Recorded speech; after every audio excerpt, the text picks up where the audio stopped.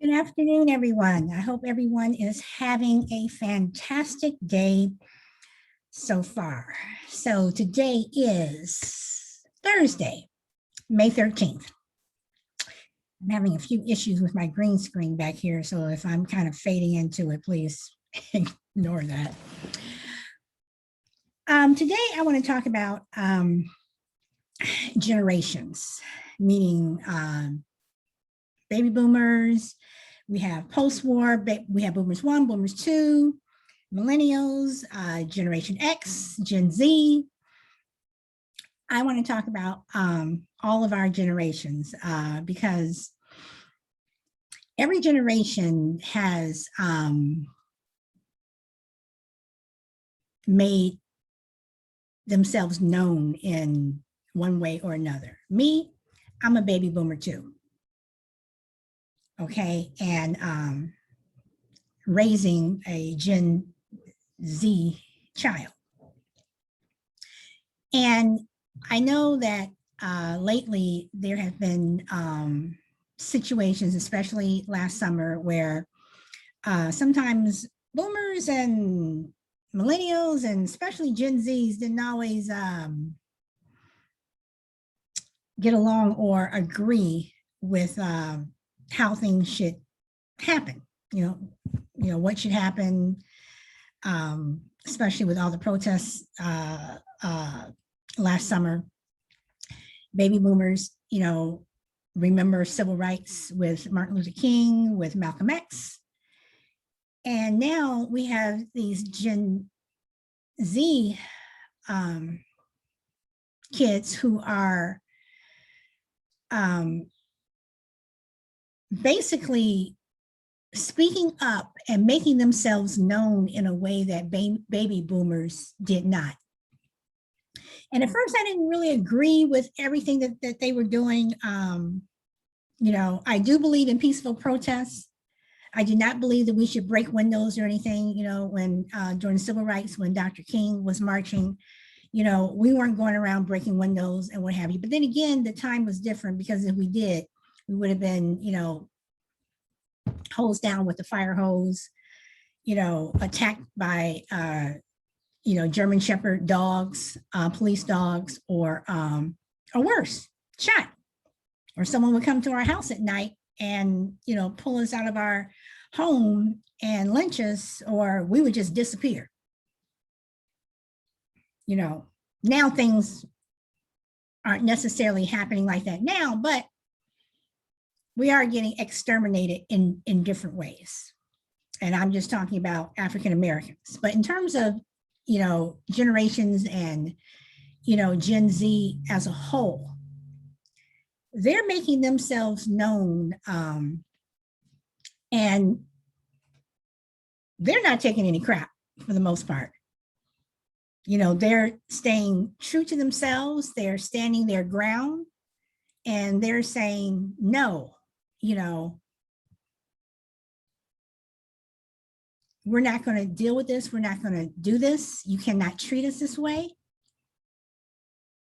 And I think the Gen Z generation will lead us into the future in terms of where we need to go as a country. And I'm interested to see how Gen Z turns out next year for the midterm elections, which are extremely, extremely, extremely crucial. And also in 2024. Now, to the Gen Z generation, I say to you, you may not agree with everything that my generation does, or your grandparents' generation, your great-grandparents' generation. But one thing that I do ask is that you respect the people who came before you, who made a positive difference, not only in this country, but in your life. So when we, go back, and I'm, when you look at civil rights, People tend to stop at Martin Luther King, but there was a whole generation of people before him. You know, you look at Susan B. Anthony, you know, and the part she played in women's rights.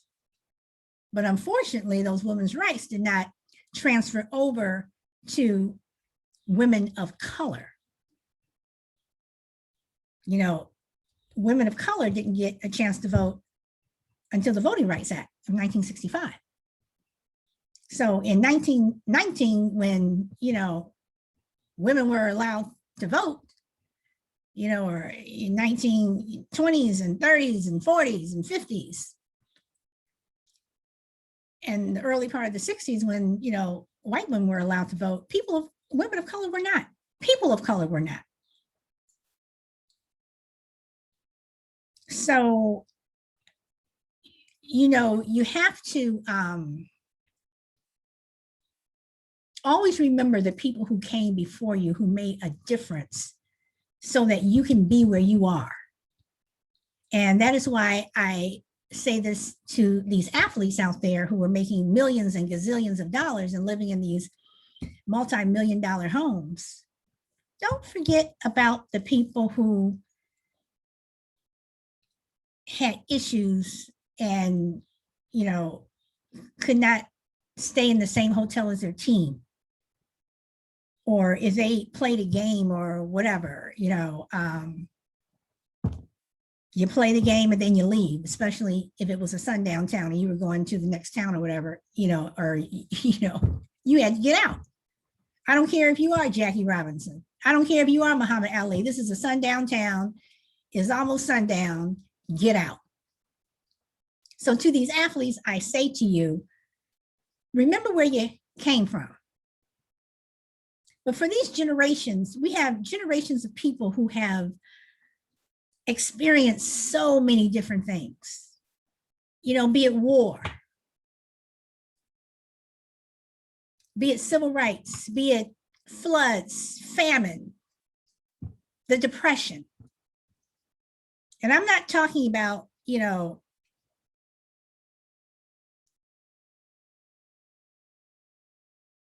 what we're seeing necessarily in the pandemic, because people did go hungry. But I'm talking about, you know, going back to the Depression of the 30s, where, you know, you had the Dust Bowl and, you know, people were just, I mean, it was bad. The Depression was bad. I mean, any depression is bad. But remember the people who came before you and what they went through. Now, on the other hand, it was baby boomer ones, baby boomer twos, World War I, World War II people. You know, I say to you, you know, that we have to appreciate and also respect what Gen X, Millennials, and Gen Z have done and are doing for us now. Because where we open the door, hopefully they will not only widen the door, but help keep that door open. The door of change, the door of equality, you know, the door of inclusion. Hopefully they will keep that door open. And I am going to share with you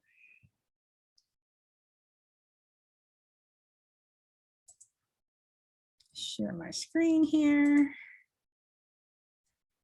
And let's see. I am going to, there we go, here we are. All right, so if you look at this here,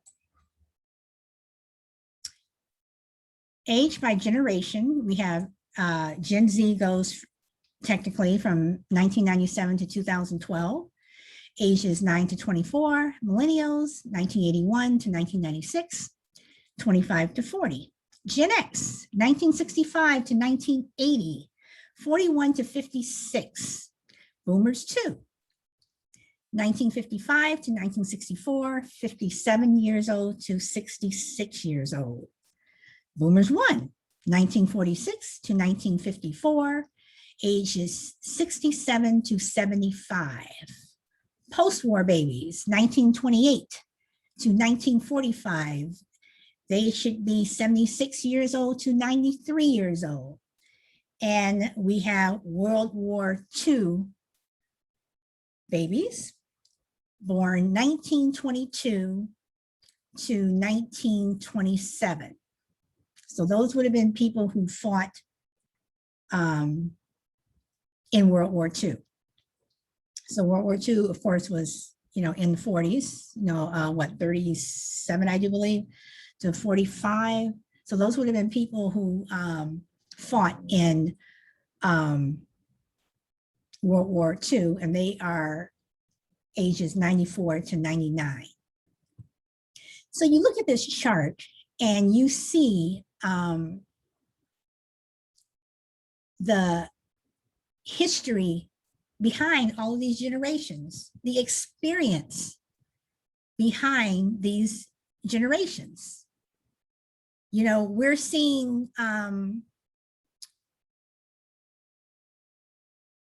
everyone can tell a story. Everyone has a story to tell. And it's a story that each generation should listen to. But Gen Z, Gen Z has a, Gen Z has, in my opinion, this is just my opinion, has a special task before them. They have a task of making sure that the history that is being written now, where we have the big, what I call the big, I don't call it the big lie, I call it the big Nazi lie. They have the task before them, the Generation Z people, to make sure that history is written and told the correct way 40 years from now. When you're in the situation of a boomer or a post-war person, when you're getting up in age, and protests may be totally different, 40 years from now. I'm pretty sure they will be.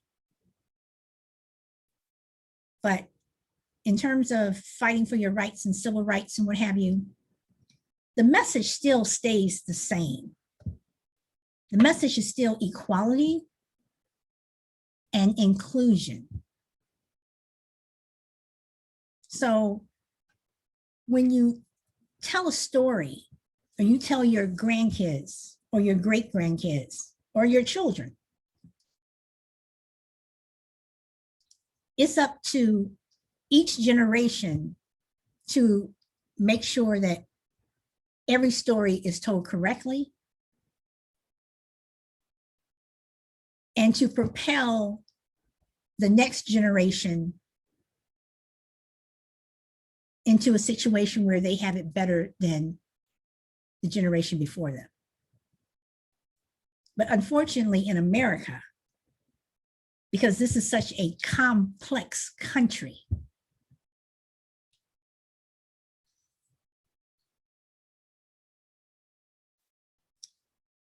stories have always had the ability to be distorted, made up. People say fake news, and as far as I'm concerned, the only fake news is, Newsmax and Fox News, And one thing that Hitler said, and the former guy took up that mantle, if you keep repeating something over and over and over enough, people will believe it. So it's up to each generation to make sure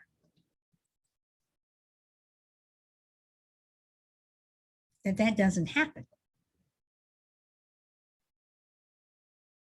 It's up to each generation to make sure that if we're going to tell a story over and over and over and over again, it's the truth. You know,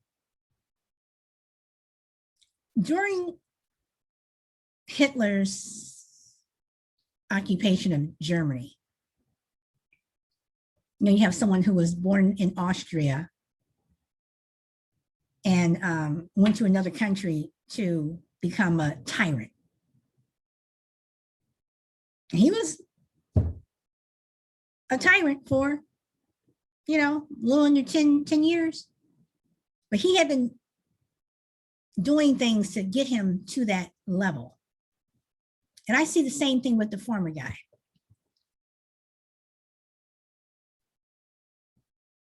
You have a reality show, you put yourself out there, you make yourself into this image.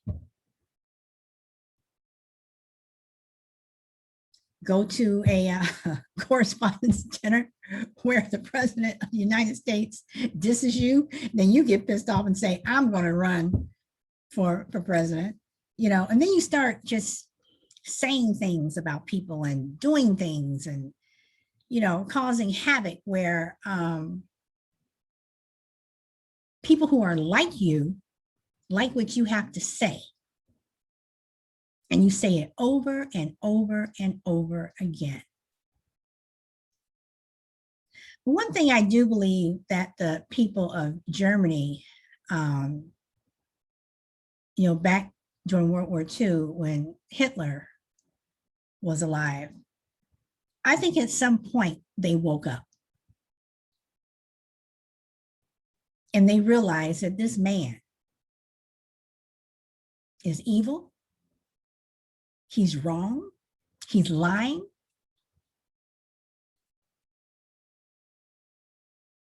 And I'm just not going to believe him anymore.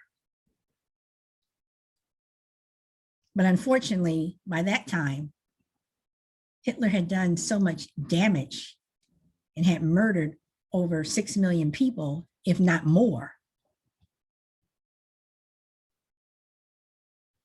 that to get out from up under that took decades for Germany to try to recover from that, if they even really have.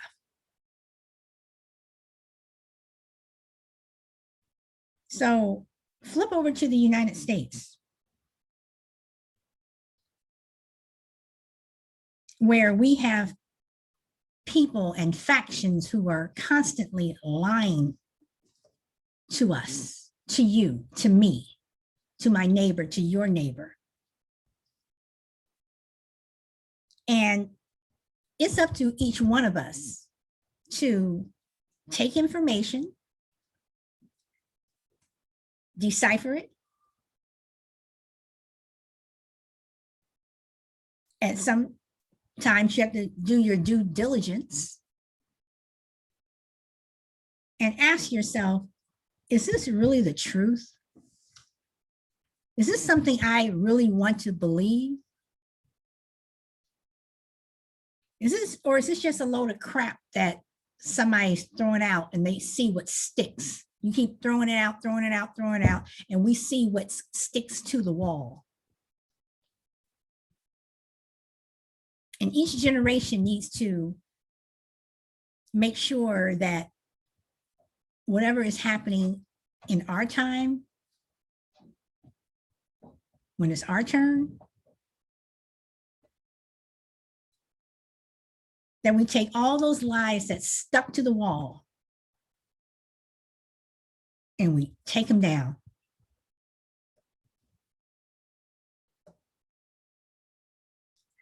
Last summer was a turning point, in my opinion. Again, everything I say is my opinion. Last summer was a turning point for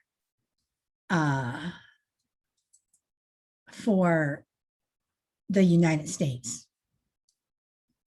It was a turning point, and the Gen Z generation, they stepped up.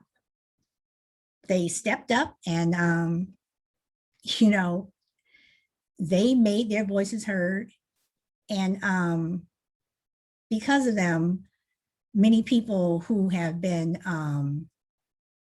murdered, executed, hurt, whatever, those people have made sure that the George Floyds have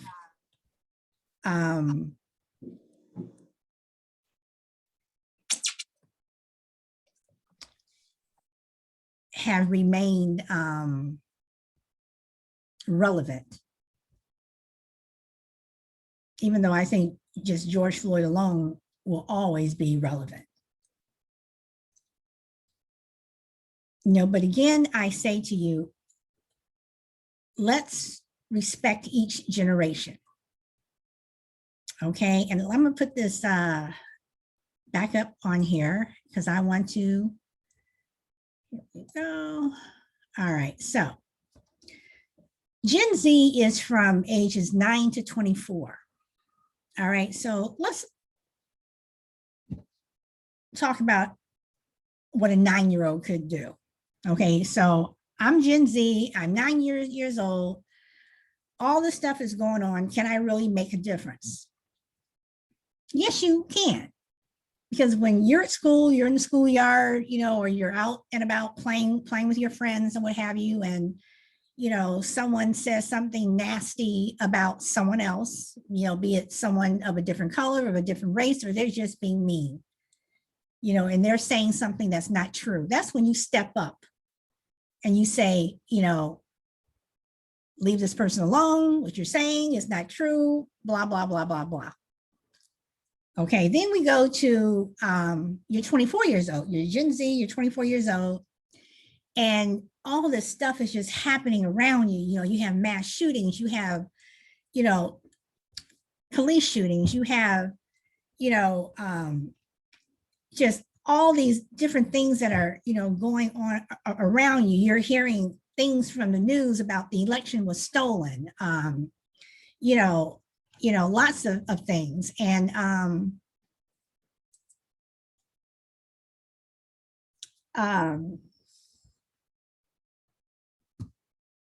that's when you step up and you say, the election was not stolen. You get your facts correct. You go and you do your due diligence and you help people understand what is actually going on. And today's topic, I'm sorry, I have a question about what today's topic is. Today's topic is about how the generations, the various generations can understand each other, can respect each other.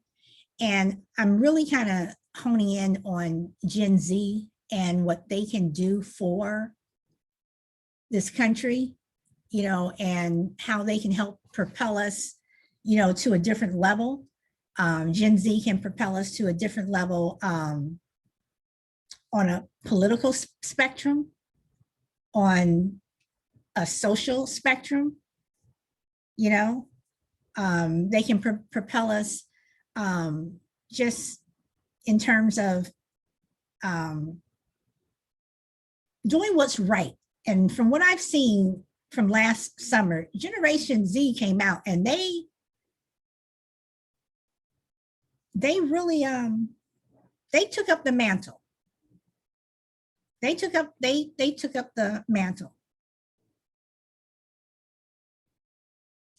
Okay, so one of the questions is, do you think that people discount the ideas, movements, and opinions of generations beneath the boomers? Okay, let me put this back up because I want to know, when you say beneath the boomers, are you talking about millennials? When you say beneath the boomers, I mean, I don't understand the question. Who is beneath the boomers?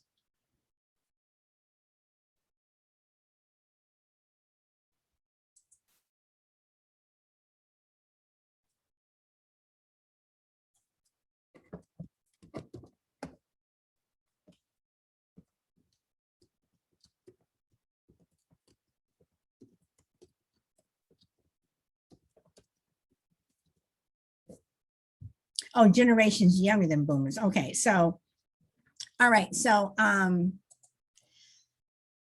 do you think that people discount the ideas, movements, and opinions of the generations beneath the boomers? I think some people do. Um, I think some people do. I will say that when Black Lives Matter first started, and this could have just been a political thing for me, because when Black Lives Matter first started, and especially in the 2016 election, I know that a lot of BLM people were behind Bernie Sanders. And I was not a Bernie Sanders fan. So I admit I did tend to discount a lot of the things that they said, because it seemed like everything was, Bernie, Bernie, Bernie, Bernie, Bernie. And, I'm looking at Hillary Clinton, who, I've always been a fan of. And I'm like, here's this woman who's, no matter how you cut it, she's qualified. She's qualified to step into the office, of the president, sit behind, the resolute desk and, run the country. And I thought that boomers, because they did get behind Bernie, that they really, in my opinion, didn't know what they were talking about, that they needed to look at what was going on during civil rights, whatever.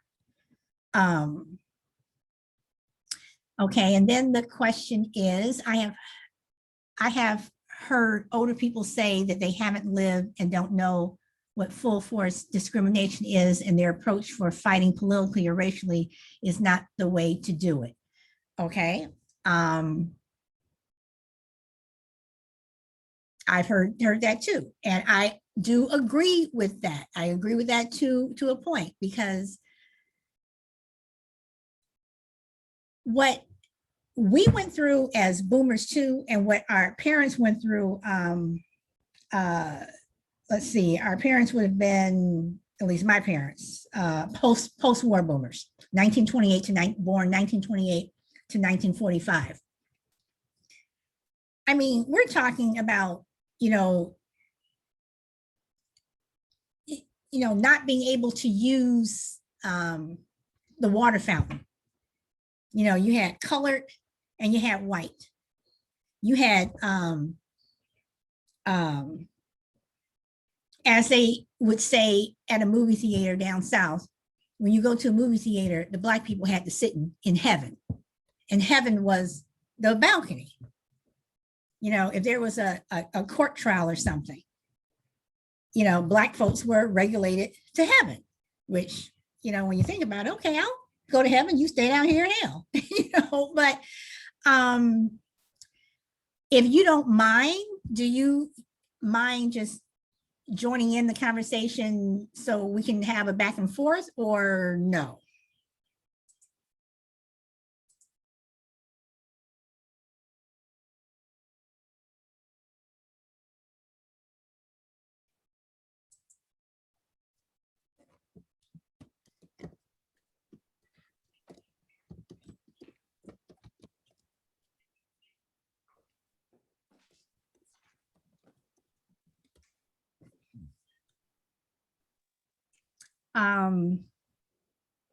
Okay, and then you're saying not certain, I agree, times are different. Times are different, but full force discrimination, what do you consider, what do you consider full force discrimination? Because for me, full force discrimination is, the sundown towns, the water fountains, the not being able to vote,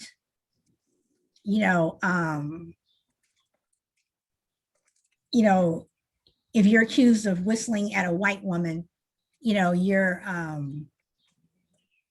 killed. being lynched. Um, you know,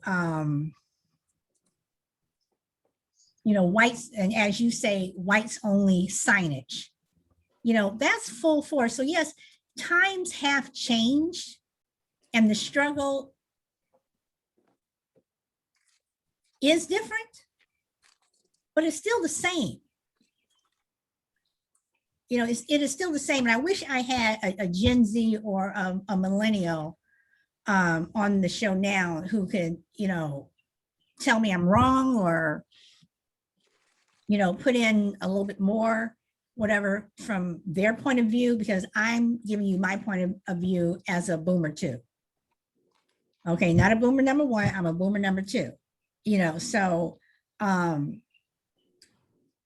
I was growing up while my parents were, I was born before Black people were able to vote.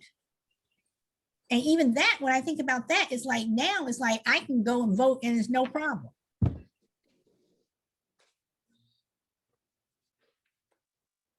I can go and vote and you're supposed to be able to vote with no problem. But, just thinking about something like that you not having the right to vote.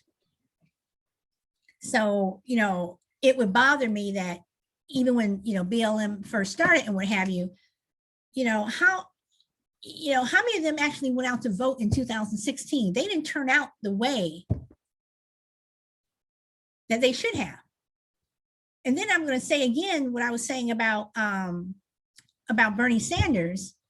There was a lot of animosity from the millennials back then, from that age group.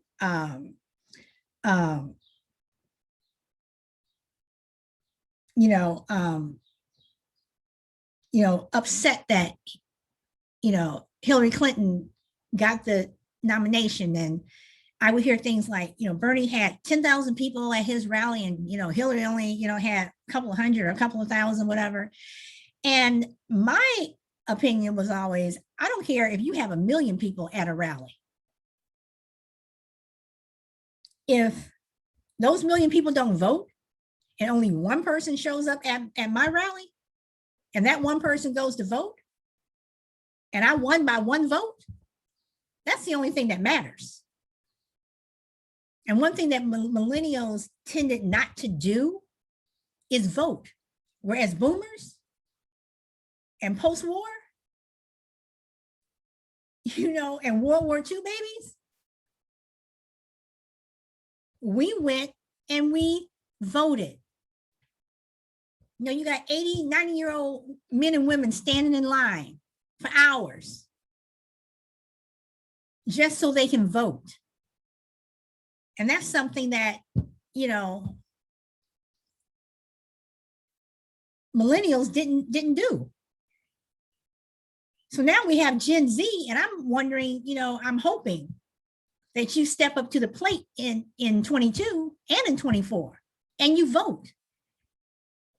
Because even if a lot of the laws and everything that are being passed right now, if you feel it doesn't affect you, keep thinking that way. Keep thinking that way, because sooner or later, it's going to affect you.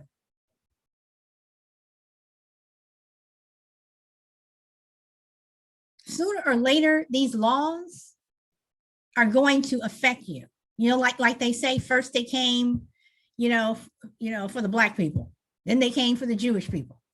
Then they came for the Hispanics. They came for the Asians.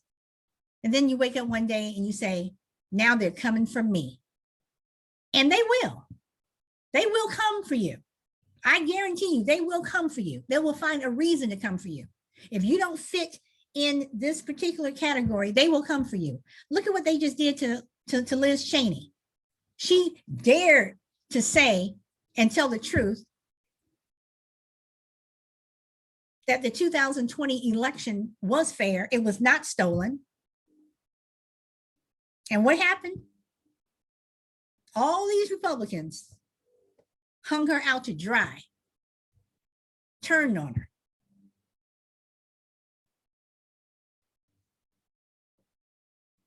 You know how you have that one animal that's hurt and all the other animals will not let them eat or whatever? That's what they did to Liz Cheney, one of their own. So if you think that someone's not coming for you, they will come for you. And that is one thing that I can say, that I think that baby boomers and older have over, not necessarily, I'm gonna take that back, maybe Gen X and older have over millennials and Generation Zs, is we do vote. We will go out there and we will vote. Now, more millennials and Gen Zs voted in 2020, and I'm extremely happy about that. But again, you know, where were millennials in 2020? You know, besides getting upset that Bernie Sanders didn't get the nomination. You know, and then you go to the Democratic, you know, convention and you start to protest and rail outside of the building because Hillary Clinton is the nomination. I'm sorry, is the nominee. But now, fast forward 5 years, and you're pissed off that the former guy was sitting in the Oval Office. And we have insurrections. And we have, you know, the hatred that has just escalated. These terrorist groups that are in the United States are a real threat. Could that have been averted just a little bit if you had voted instead of being pissed off because your nominee didn't win? As I've said before, there's always a loser and there's always a winner. There cannot be a first place if there's not a second place. You cannot be a champion if you're not playing against another team.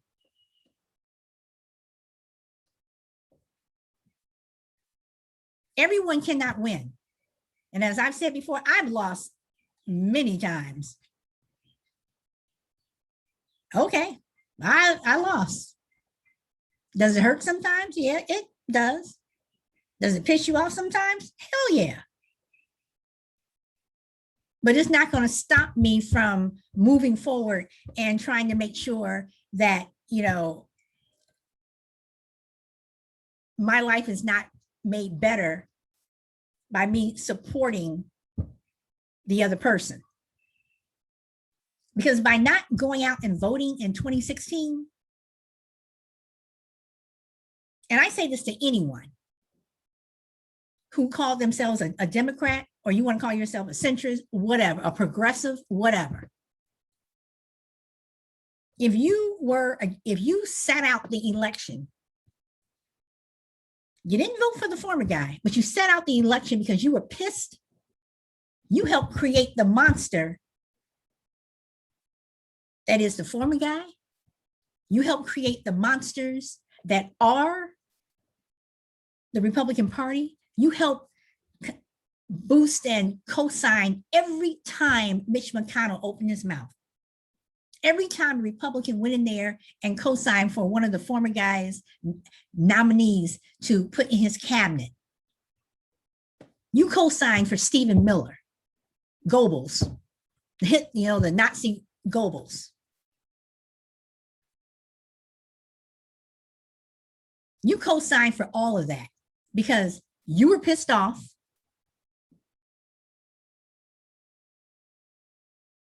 And you decided not to vote. Now, I have asked the question, what about Candace Owens? Okay.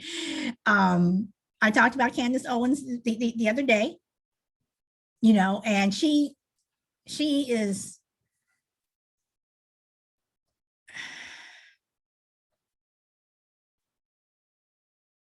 right up there with Senator Tim Scott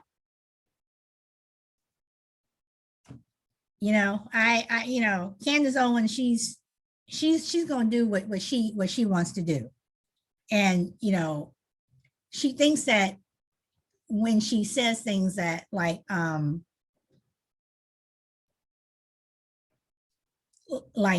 we don't know, when I say we, I'm talking about, Black people who are liberals or Democrats, progressives, we don't know what we're talking about and we don't know what's good for us. In my opinion, Candace Owens is one of those people that if she was a slave, she would have been working in the house, and whatever master told her, not told her, told her, she would have believed and would have looked her nose down to all of the slaves working in the field. And I say the same thing for Tim Scott.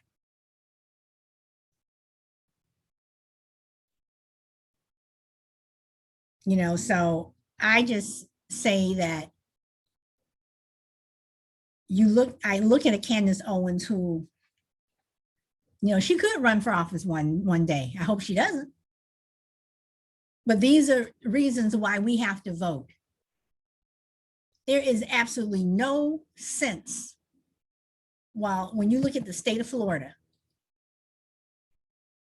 that the state of Florida should be mired in so much muck that they keep re-electing these Republican officials on the state level and on the national level. It makes no sense. But then you have the Cuban Americans there who have been listening to Republicans for years. The Democrats are socialists. The Democrats are communists. They want to bring back communism. Hillary Clinton is a socialist. Joe Biden is a socialist. And they're being used, and they're buying it hook, line, and sinker. So every time there's an election in Florida, because of the Cuban vote, these people are able to win.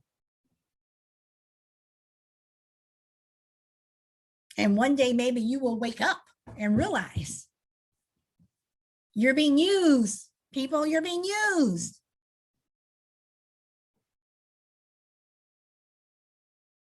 Going back to the Chinese Americans who donated to the Proud Boys back in December. You're being used. These people don't like you. They don't like you at all. You're being used. You're giving them what they want. On one hand, money, and on the other hand, you're giving them votes. You give them money and votes, you give them power. And Democrats are not perfect, but far from it. Far from it. But if I have to make a choice, and we are living in a country that is a two-party system, where people have tried to do third parties and, it's extremely hard. Yeah, they'll get votes or whatever. But wake up, people. Wake up.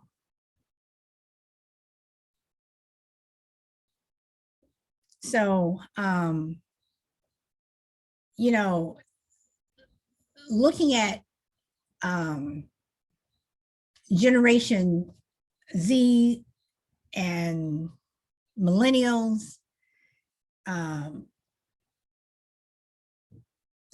I don't think they have felt the full force of discrimination. I don't think that they truly understand what that's like. And even though I have had things that have been done to me that I hope my son never has to go through. But then again, my son was in third grade and he was called a nigger at a Christian school.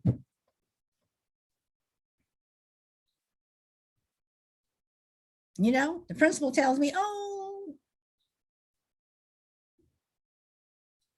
don't worry about it.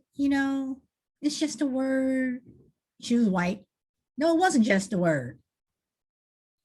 And apparently this is being said at home. You know, my son comes, he's crying and what have you. You have to explain to my child. I knew I had to explain to my child about that sooner or later, but I didn't think it would be that soon.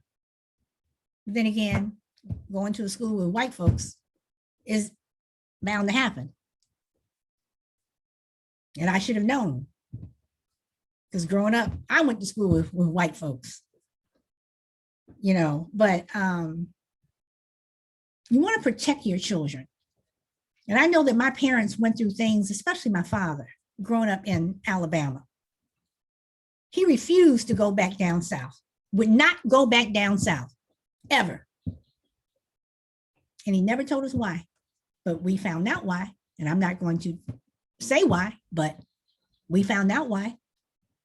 He had a damn good reason. But the discrimination that I went through is nothing like what my parents went through, and nothing like what their parents went through.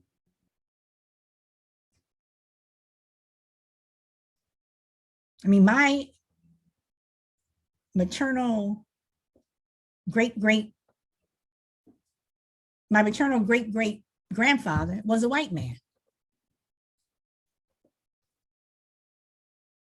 He was a slave owner.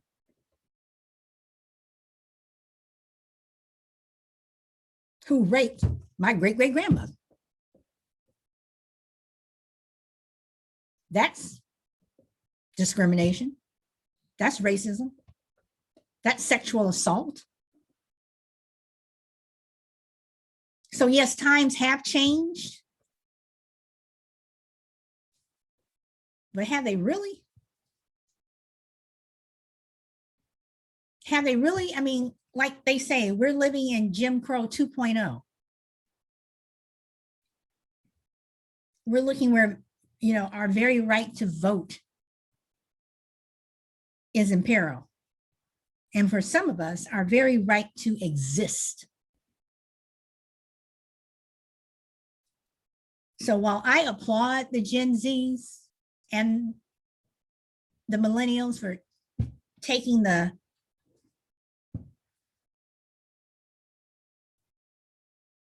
protests to another level,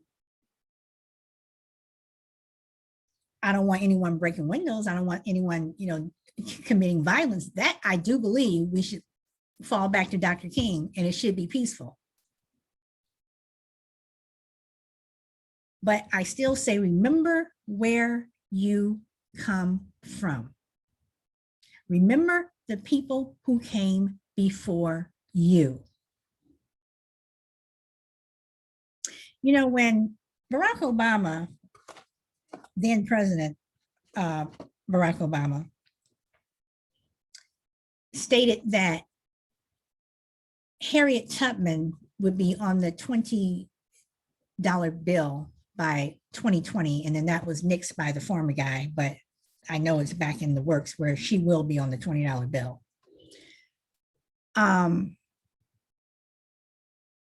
There were cruel things that were said about her. And a lot of it had to do with her looks. You know, white folks didn't want her on there, you know, because of, you know, what she represented, and, you know, she's going to replace a white man who had slaves. But from the Black community, I was disappointed.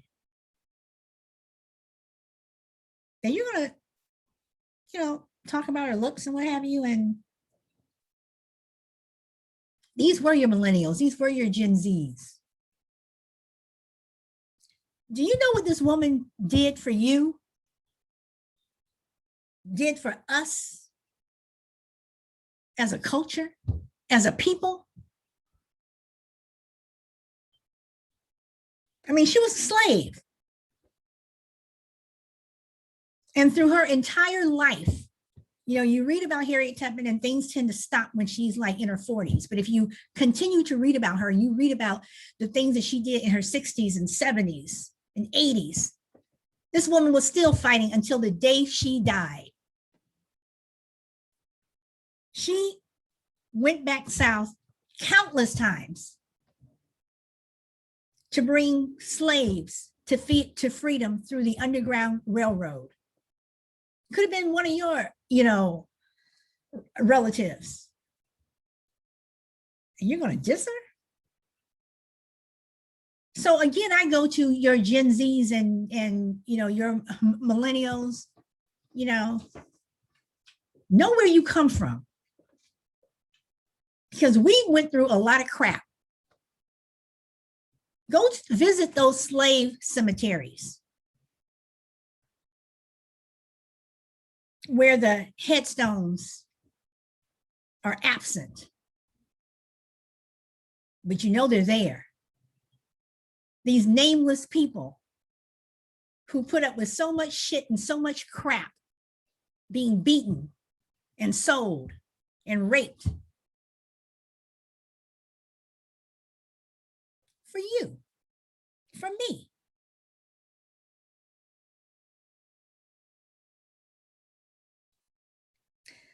In 2017, I was in Washington, and I went to Mount Vernon, which was George Washington. And they had a slave cemetery there that was, in the past 20 years, have been kind of refurbished to the point where they were acknowledging that it was a slave cemetery. And it was one of the most, I had been to slave cemeteries before, but on this particular occasion, it was a very nice day. The birds were out chirping, whatever. And one thing that I noticed that as I was going on this tour, you got all these people standing around Martha and George's graves. Their graves are there and whatever. Then you have this sign. It wasn't a big sign, that said slave cemetery. So I walked over there. I was by myself. I walked over there and didn't see a lot of people over there. But the people who did come over there were Black. And we looked at each other, gave each other that nod. And we just all we were each in our own thoughts, whatever. But it was one of the most, that particular time was one of the most profound things that just hit me. And I stood there literally crying and saying, thank you, I'm sorry. Thank you, and I'm sorry.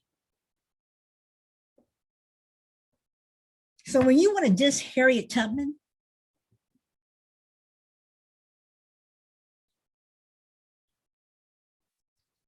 at least she has a headstone, thank God. But the millions of people who went through that middle passage to come from Africa to be sold in Britain, and some of these,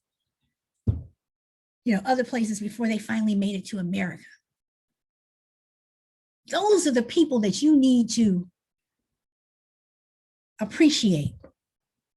Those are the people who felt full force discrimination.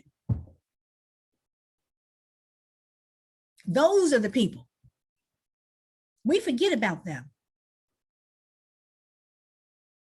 I have on a t-shirt from the National Museum of African American History from Washington. And that was another incredible place. And I would like to go there again. Just an incredible place. And the shirt says, "A people's journey, a nation's story." So while, a nation's story, this is part of our story. Gen Z, this is part of your story. Now this summer, I think we're going to see some protests. I think we are. Are they going to be at the level that they were last summer? I don't know. Are they going to be violent in some cases because of law enforcement? I don't know. Because the former guy's not occupying the White House. He's not throwing out those dog whistles. Because a lot of the violence that happened last summer was escalated by law enforcement. And that's a fact. It's on tape. Can't blame everything on Black Lives Matter.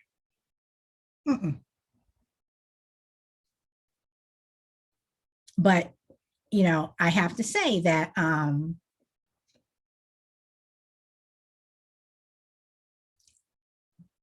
Gen Z, you have the opportunity. Millennials, you have the opportunity. But mainly Gen Z, you have the opportunity to take this protest to the next level and make it positive and learn and inform and educate about the people who came before you. As I had to learn and at times educate people about the people who came before me. And if you don't know what the Middle Passage is, you know, when slaves were brought over from Africa and the horrendous conditions that they went through, you know, or Nat Turner. White folks don't like talking about Nat Turner because he led a slavery revolt where he killed white people. He was like, I'm sick of this shit. Nat Turner was one of the Black Lives Matter. He was one of the heroes of Black Lives Matter. So do I think that their approach, you know, fighting politically or racially is not the way to do it? Somewhat, because they need to remember where they come from. And I definitely don't think it should be any violence. But they need to understand, especially our Black Gen Zs and millennials. And Candace Owen, she needs to understand where she came from too. And I don't like people saying, oh, that's in the past. No, it's not. It's still right here in the present, especially if you got somebody waving a Confederate flag. So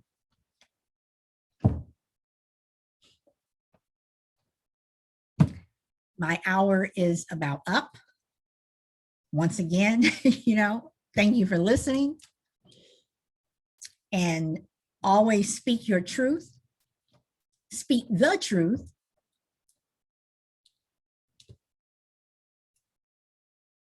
And understand what the truth is. And please, if you are able to, you're old enough, register to vote. Every vote counts. Every vote matters. We cannot afford to live in a country that we had between 2017, January 20th, 2017 to January 20th, 2021. We cannot go back to that, ever.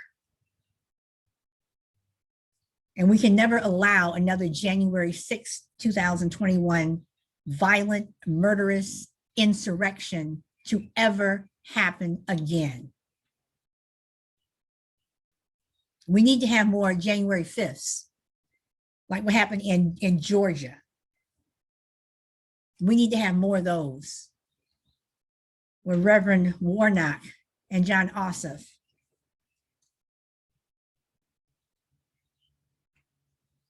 won United States Senate seats. There's a lot of work to do, and Gen Z can lead us with that, but you still got to look at us boomers. You still got to look at us, and we do also know what we're talking about. But in order for, and I say this to no matter what generation you're from, and I'm not just talking to people of color, I'm talking to white people too. Your history, wherever you're from, has affected the country we live in.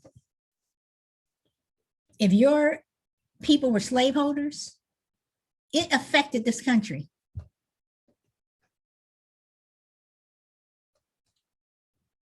If your people were dirt poor, Black, white, Hispanic, Italian, whatever, Irish, it affected this country. And all I'm saying is, let's just tell the truth about this country. Let's tell the truth about what is going on. And every generation has to propel the next generation and understand the generations before them, just like I have to understand the generations that are coming after me. So on that note, again, speak your truth. Thank you for coming. And I hope you enjoy the rest of your day. Bye.